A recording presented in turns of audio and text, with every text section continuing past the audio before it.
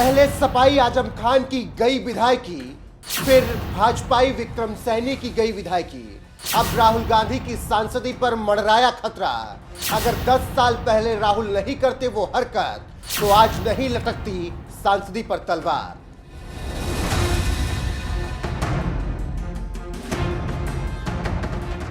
नमस्कार, मैं हूं आपके साथ रोहत। सपा नेता आजम खान, उनके बेटे अब्दुल्ला हजम, बीजेपी नेता विक्रम सैनी, ऐसे तमाम नेता हैं जिन्हें 2 साल से ज्यादा की सजा हुई और एक झटके में इन नेताओं की विधायकी चली गई। और आज कांग्रेस सांसद राहुल गांधी की सांसदी पर भी तलवार लटक रही है, क्योंकि जनप्रतिनिधि कानून के तहत अगर सांसदों और विधायकों को किसी भी मामले में 2 साल से ज्यादा की सजा होती है तो उनकी सदस्यता रद्द हो जाती है और 6 साल तक उनके चुनाव लड़ने पर भी रोक लग जाती है। मगर 10 साल पहले अगर कांग्रेस नेता राहुल गांधी वो गलती नहीं करते तो आज आजम खान जैसे नेताओं की ना तो विधायकी जाती और ना ही राहुल गांधी की सांसदी पर तलवार लटकती।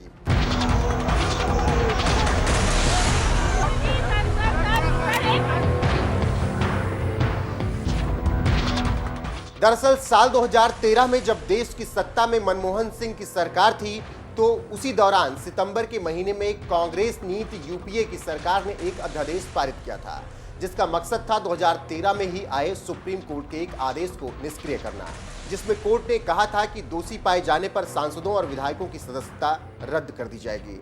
इसके खिलाफ तत्कालीन मनमोहन सरकार जब अध्यादेश लेकर आई तो बीजेपी समेत कई पार्टियों ने कांग्रेस पर जमकर हमला बोला और यहां तक आरोप लगने लगे कि कांग्रेस सरकार भ्रष्टाचारियों को बढ़ावा देना चाह रही है, क्योंकि इसी दौरान आरजेडी चीफ लालू यादव पर चारा घोटाले को लेकर अयोग्यता की तलवार लटक रही थी। जिसके बाद कांग्रेस ने एक प्रेस कॉन्फ्रेंस बुलाई थी, जिसमें कांग्रेस नेता अजय माकन इस अध्यादेश की अच्छाई के बारे में बताने वाले थे कि तभी बीच प्रेस कॉन्फ्रेंस में राहुल गांधी ने एंट्री मारी और अपनी ही पार्टी की सरकार पर सवाल उठाते हुए यहां तक कह दिया कि यह अध्यादेश पूरी तरह से बकवास है और इसे फाड़ कर फेंक देना चाहिए। हमें राजनीतिक कारणों की वजह से इसे लाने की जरूरत नहीं है। हर कोई यही करता है, कांग्रेस, बीजेपी, जनता दल सभी यही करते हैं, लेकिन ये सब अब बंद होना चाहिए। अगर हम इस देश में भ्रष्टाचार से लड़ना चाहते हैं तो हम सभी को ऐसे छोटे समझौते बंद करने पड़ेंगे। कांग्रेस पार्टी जो कर रही है उसमें मेरी दिलचस्पी है, हमारी सरकार जो कर रही है उसमें मेरी दिलचस्पी है और मुझे व्यक्तिगत रूप से लगता है कि इस अध्यादेश के संबंध में हमारी सरकार ने जो किया वो गलत है। I called up Makan ji and I asked him what is going on, what are you doing? I had some work with him and he said that I am here with the press, meet the press. And I said क्या बातचीत हो रही है? So he said well ordinance के बारे में बातचीत हो रही है. So I said what? And he sort of gave me the explanation. He gave me the line, right? The political line that everybody will give you. The Congress will give you, the BJP will give you, everybody will give it to you.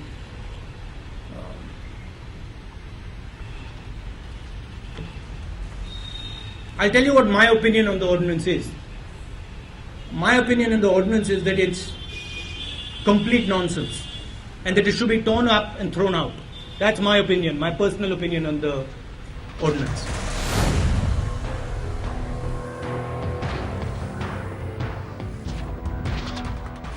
साल 2013 में तत्कालीन मनमोहन सरकार ने जो अध्यादेश लाया था, वो अध्यादेश अगर पारित हो जाता तो विधायक और सांसदों को 2 साल की सजा मिलने पर उनकी सदस्यता नहीं जाती, बल्कि 5 साल की सजा होने पर विधायकी या सांसदी जाती। मगर राहुल गांधी ने अध्यादेश की कॉपी फाड़ कर फेंक दी थी, जिसके बाद मनमोहन सरकार को विवादित अध्यादेश वापस लेना पड़ा। यही वजह है कि मानहानि मामले में राहुल गांधी को जब 2 साल की सजा हुई तो केंद्रीय मंत्री मीनाक्षी लेखी ने उन्हें 10 साल पुरानी बात याद दिलाते हुए कहा, जैसा बीज बोएंगे वैसा ही पौधा निकलेगा। मनमोहन सिंह जी और शरद यादव समेत अन्य नेताओं ने मिलकर कानून में संशोधन किया था, जिसमें 2 साल नहीं बल्कि 5 साल की अगर सजा हो तब संसद की सदस्यता खत्म होनी चाहिए और इन्होंने उस बिल को जनता के सामने पढ़ा था। ये एक अंग्रेजी की कहावत है, as you sow so shall you reap, यानी जैसा बीज बोगे वैसा ही पौधा निकलेगा। तो अब जो बीज बोने वाली बात है, तो मैं आप सबको याद दिलाना चाहती हूँ कि उस समय के जो प्रधानमंत्री थे मनमोहन सिंह जी और शरद यादव जी वगैरह, इन्होंने मिलकर ये कानून में अमेंडमेंट लाए थे कि 2 साल नहीं बल्कि 5 साल की अगर सजा हो तब पार्लियामेंट से जो मेंबरशिप है वो सस्पेंड होनी चाहिए, तब जानी चाहिए। और इन्हीं ने उस बिल को फाड़ा था पब्लिक में, आप सबके बीच में। तो आज मुझे तो वही दिन याद आ रहा है। जैसा बोओगे उसका फल भी आपको मिलेगा। आपको बता दें, गुजरात के सूरत की सेशन कोर्ट ने गुरुवार को राहुल गांधी को उनके खिलाफ दायर 2019 के आपराधिक मानहानि मामले में 2 साल की सजा सुनाई। लेकिन राहुल गांधी के वकील के मुताबिक अदालत ने उन्हें जमानत दे दी और सजा को 30 दिनों के लिए निलंबित कर दिया है, जिससे उनको हाई कोर्ट में अपील करने की अनुमति मिल सके। बहरहाल, क्या आजम खान की तरह 2 साल की सजा पाए राहुल गांधी को भी संसद की सदस्यता वापस लेनी चाहिए? आपकी राय इस पर क्या है, कमेंट करके हमें जरूर बताएं। साथ ही इस मामले में नेताओं ने क्या कुछ कहा है, आइए आपको सुनाते हैं। कि जिसका सरनेम मोदी हुआ वो चोर होता है, तो बिल्कुल डिफेमेटरी है ना। और बाकायदे सुनवाई हुई, उनको अपना पक्ष रखने का अवसर मिला, उनके वकीलों ने बहस की, प्रोसिक्यूशन के विटनेसेस आए, जो कानून की प्रक्रिया है उसके अनुसार यह निर्णय हुआ। जहां तक मेरी जानकारी है, बिहार भाजपा के नेता सुशील मोदी ने भी पटना में एक केस कर रखा है और वहां भी राहुल गांधी बेल पर है।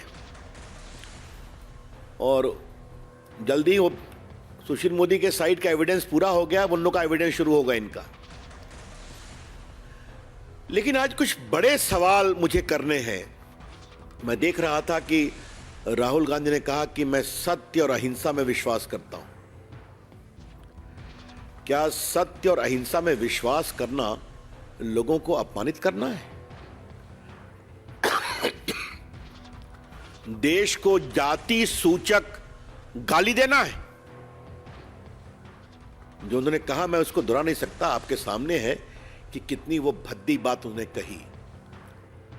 अगर राहुल गांधी को अपने जिद से लोगों को अपमानित करने का अधिकार है, गाली देने का अधिकार है, तो जो उनकी गाली से दुखित हैं, पीड़ित हैं, उनको कोर्ट में डिफेमेशन केस करने का अधिकार है। अगर आप देखें तो कई मामलों के ऊपर वो ऐसे चीज़ों के ऊपर कोर्ट में केस सामना कर रहे हैं। और क्या कहा जाए, एक समुदाय को अपमानित और लांछित करने का जो प्रयास किया गया वो बहुत दुखद है।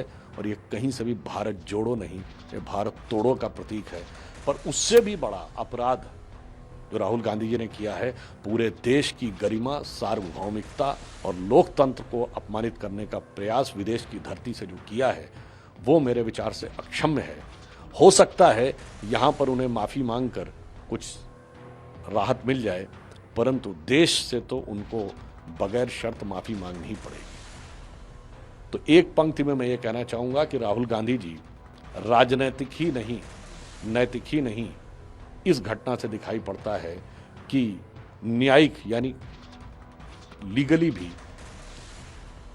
अपना आधार खो रहे हैं। He is losing ground both on the political, moral and legal aspect. इतना ही कहना चाहूंगा कि राहुल जी को इस सच्चाई को स्वीकार करना चाहिए कि शब्दों की चोट शस्त्रों की चोट से ज्यादा गहरी और पीड़ादायी होती है। और शब्द जब अनर्गल और झूठे हों तब तो चोट और गहरी और कष्टदायी हो जाती है। इसलिए हमारी कानूनी व्यवस्था में अनर्गल बेतुके आरोप लगाने वालों पर सजा का सीधा प्राविधान है। और मुझे विश्वास है इस न्यायिक आदेश से सीख लेते हुए हम सभी को यह सुनिश्चित करना चाहिए कि सार्वजनिक जीवन में शब्दों की मर्यादा किसी भी सूरत में टूटने न पाए। गुजरात की सूरत कोर्ट में चल रहे मुकदमे में भारतीय जनता पार्टी ने साजिशन जिस तरह लोकतंत्र के एक महान योद्धा के रूप में उभरे विपक्ष के नेता श्री राहुल गांधी के खिलाफ साजिशन, ये सब कुछ हुआ है। वो चाहते हैं राहुल गांधी आवाज बंद कर दें, लड़ाई बंद कर दें, भ्रष्टाचार के खिलाफ संघर्ष बंद कर दें, तो फिर वो राहुल गांधी के डीएनए को नहीं जानते।